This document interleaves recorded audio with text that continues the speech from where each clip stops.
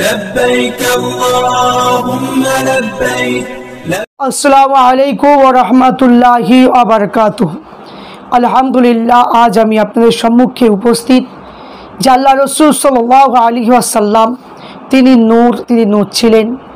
এই সম্পর্কে ফুরফুরা শরীফের আকাবির মুজাদ্দিদুজ্জামান আবু বকর সিদ্দিক রহমাতুল্লাহ আলাইহি তেনার অনুমোদিত লেখা কিতাব, যে সমস্ত তিনার মুরিদগণ লিখেছেন, খলিফাগণ লিখেছেন, তিনাদের কিতাব থেকে প্রমাণিত হয় যে আল্লাহ রসুল সাল্লাল্লাহু আলাইহি ওয়াসাল্লাম তিনি একটা সৃষ্টির নূর ছিলেন।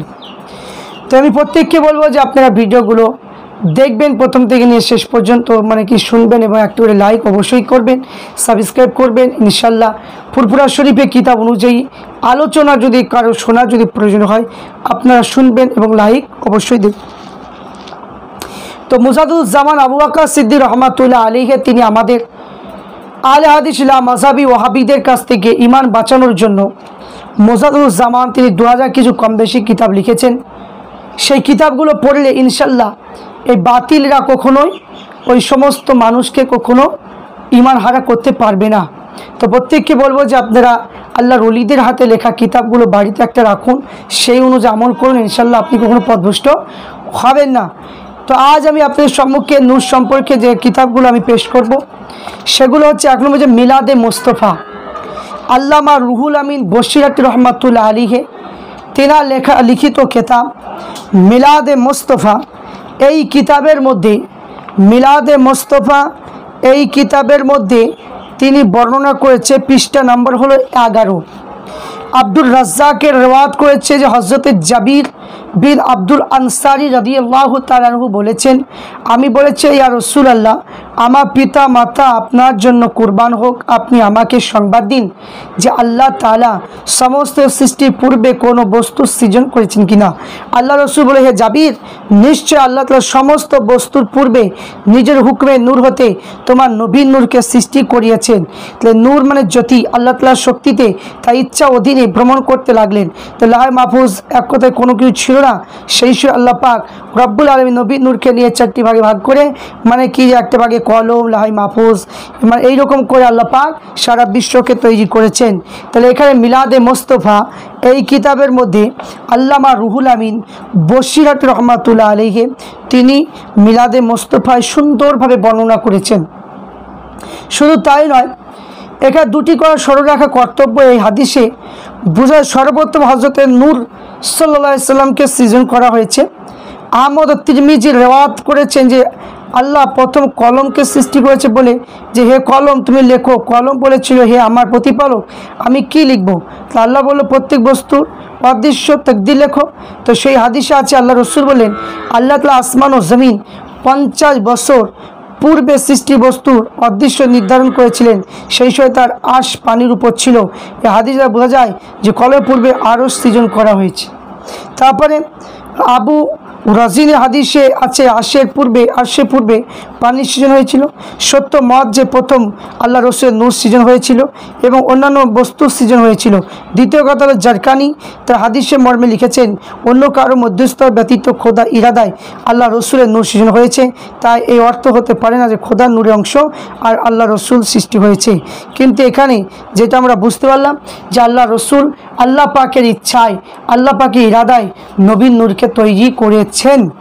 তারপরে আমরা আরও দেখব যে আমরা এই সম্পর্কে আমরা আরও কিতাব দেখব যে কিতাবগুলো যে এখানে বলা হয়েছে, যে কিতাবগুলোর মধ্যে আমরা পাই ফুরফুরা শরীফের কিতাব, যে এখানে জরুরি মাসাইল এই কিতাবের মধ্যে 3য় খণ্ডের মধ্যে লিখেছেন আল্লামা রুহুল আমিন বশিরাত রহমাতুল্লাহ আলাইহি তিনি বলেছেন আল্লাহ রসুল আল্লাহ পাকের ইরাদায় সৃষ্টি হয়েছেন এবং সেটা সৃষ্টি নূর বলা হয়েছে। এবং শুধু তাই নয়, মিলাদে হাবিবি এই কিতাবের মধ্যে আল্লামা রুহুল আমিন বশিরাত রহমাতুল্লাহ আলাইহি বলেছেন, আউয়ালু মা খলাকাল্লাহু নূরি, যে সর্বপ্রথম আল্লাহ তাআলা আমার নূরকে পয়দা করেছিলেন।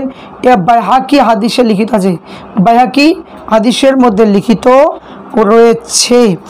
এখানে আমরা পেলাম যে মিলাদে হাবিবি আল্লামা রুহুল আমিন বসিরত রহমাতুল্লাহ আলাইহির মানে কি লিখিত কিতাব মাওলানা রুহুল কুদ্দুস রহমাতুল্লাহ তিনি লিখেছেন।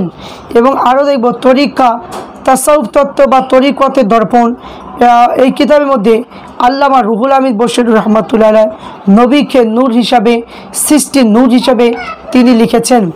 এবং ফুরফুরা শরীফে পীর কেবলা আব্দুল হাই সিদ্দিক রহমাতের জীবনী টেপ রেকর্ড সংগৃহীত বক্তা প্রথম খণ্ড দেওয়ানি মোহাম্মদ ইব্রাহিম তখবাগিশ, এই কিতাবের মধ্যে যে নূর বলতে গেলে মানে কি যে এখানে আল্লাহ রসুল সাল্লাল্লাহু আলাইহি সাল্লামকে বুঝেছে, নূর বলতে গেলে আমার নবীকে নূর হিসাবে তিনারা মেনেছেন।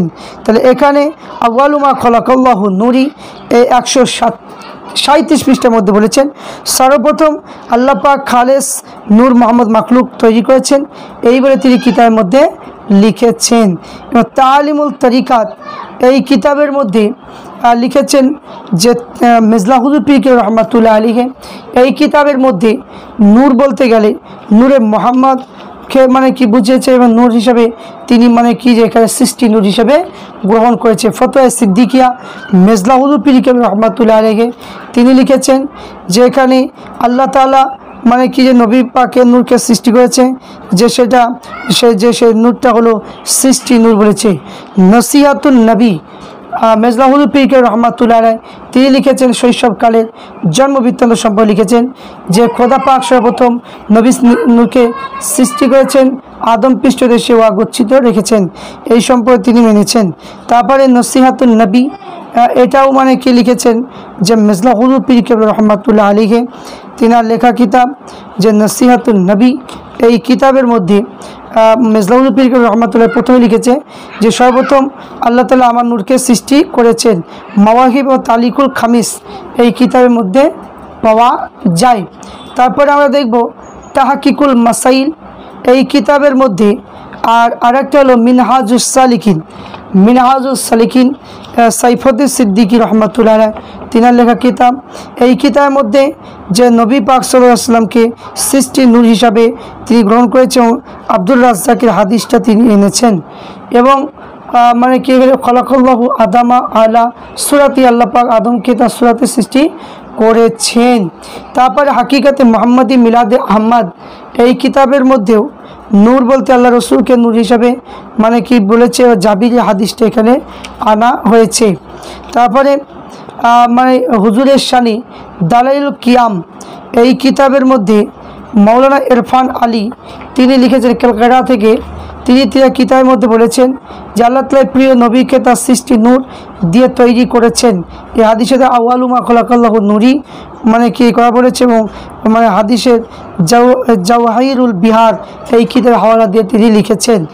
তারপরে যে কিতাব আপনাদের সম্মুখে বলবো যে হালকায়ে জিকির মুরাদুজ্জামানে খলিফা তিনি মানে কি লিখেছেন যে এখানে হালকায়ে জিকির এই কিতাবের মধ্যেও তিনি লিখেছেন শরীয়ত ইসলামে মারিফাত এবং মারিফাতের বাতি ভিন্ন মানে কি নাই জ্যোতি, নূর নবী দুই জগতে জাহিরি বাতিনি সে নূর আছে সকলেতেই। এখানে তিনি কবিতার মাধ্যমে তিনি নবীকে নূর হিসাবে মেনেছেন। তারপর ফতোয়ায় আমিনিয়ার মধ্যে আল্লাহ রসুল সাল্লাল্লাহু আলাইহি ওয়াসাল্লামকে নূর হিসাবে গ্রহণ করেছেন। ফুরফুরা শরীফের পক্ষ হতে সিলসিলা গ্রামী ভক্তিগণের প্রতি সাবধান বাণী এই এত মানে কি লিখেছেন যে আল্লাহ রসুল সাল্লাল্লাহু আলাইহি ওয়াসাল্লাম নূর তিনি ছিলেন। এবং এই কিতাবের মাধ্যমে মানে পাওয়া যায় যে আল্লাহ রসুল সাল্লাল্লাহু আলাইহি ওয়াসাল্লাম তিনি নূর হিসাবে ছিলেন, তিনি সৃষ্টি নূর। মিলাদে মুস্তাফা তাহকিক আল্লামা মঈনুদ্দিন হামিদ রহমাতুল্লাহ আলাইহি তিনার কিতাবের মধ্যেও লিখেছেন যে আল্লাহ রসুল সাল্লাল্লাহু আলাইহি ওয়াসাল্লাম লাউলা কালামা খলাকতুল আফলাক, আমার নবীকে সৃষ্টি না করলে বিশ্বজগতে কিছু হতো না, এবং আল্লাহ নবী সাল্লাল্লাহু আলাইহি ওয়াসাল্লাম সৃষ্টি নূর। তাহলে এখানে প্রত্যেকটা কিতাবের মধ্যে আমরা ফুরফুরা সেই প্রত্যেকটা কিতাবের মধ্যে পেলাম যে আল্লাহ নবী হলো সৃষ্টি নূর। এই সৃষ্টি নূর থেকে আমরা বুঝতে পারলাম যে আল্লাহ রসুল সাল্লাল্লাহু আলাইহি ওয়াসাল্লাম তিনি সৃষ্টি নূর, এবং এতে কোনো সন্দেহ নেই। আল্লাহ রসুল নূর ছিলেন, সৃষ্টি নূর ছিলেন। আল্লাহ পাক রব্বুল আলামিন প্রত্যেককে সঠিক চলা তৌফিক দান করেন এবং এই সমস্ত আহলে হাদিস লামাযাবিদের কাছ থেকে আমরা যেন দূরে থাকতে পারি। সমস্ত আল্লাহর ওলিদের রুহানি ফয়েজ আমাদের কলবে যেন নসিব হয়। আল্লাহুম্মা